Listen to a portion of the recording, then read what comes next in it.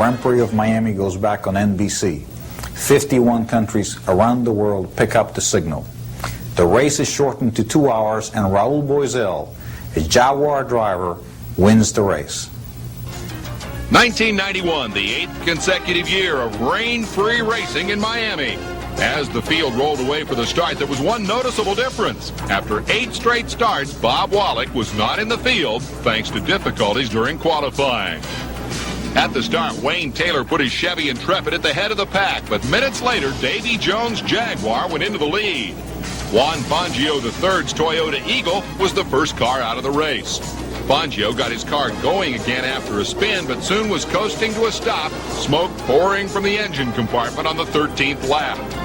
Taylor was still running in second when a spin dropped him back in the field, and Raul Boesel moved his Jag to second. The race ended on the 21st lap for the Spirit of Miami Chevy Spice as Miami driver Albert Naon Jr. encountered the wall. The Jones and Boesel Jaguars continued running 1-2 for another 23 laps. Suddenly, Jones' car is dead in a corner, apparently with a blown engine, and Boesel is in the lead. The ensuing caution period produced a frenzy of activity in the pits as several cars took on fuel and fresh tires. And a new leader emerged, the Porsche co-driven by Massimo Segala and Bernd Schneider. The lead would last for several laps until Schneider spins and drops back. Then the wildest incident of the race, the Rocky Moran Willie T. Ribbs Toyota Eagle spins.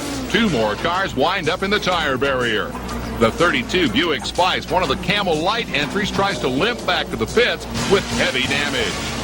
When the crowd refocused on the race, Raul Boesel was back in front with Tom Kendall's Chevy several seconds back. Jeff Brabham and James Weaver dueling for 3rd position. Kendall chipped away at Boesel's lead and brought the spectators to their feet as he threatened to steal the race in the final 2 laps.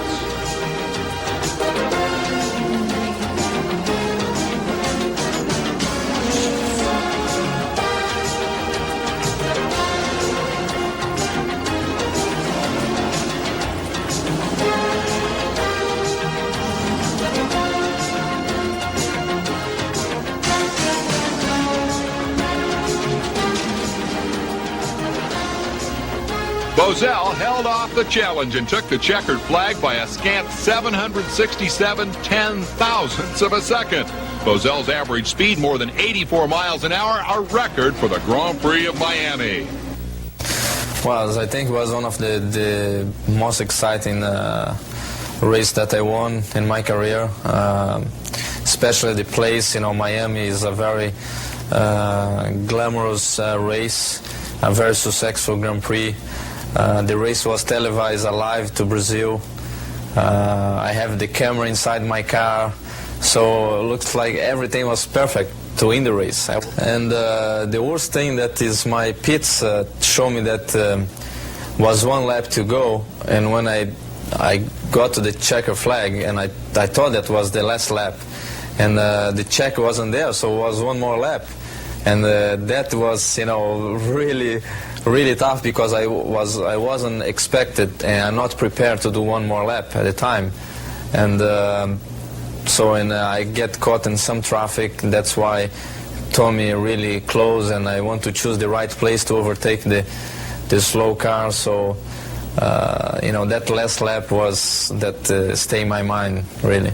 Ralph Sanchez could smile over the success of the race, if not the fate of the Spirit of Miami. But while crews went to work cleaning up and dismantling barriers and tents and bridges, Sanchez and his staff would already be looking to the Toyota Grand Prix of Miami in 1992. Don't miss it.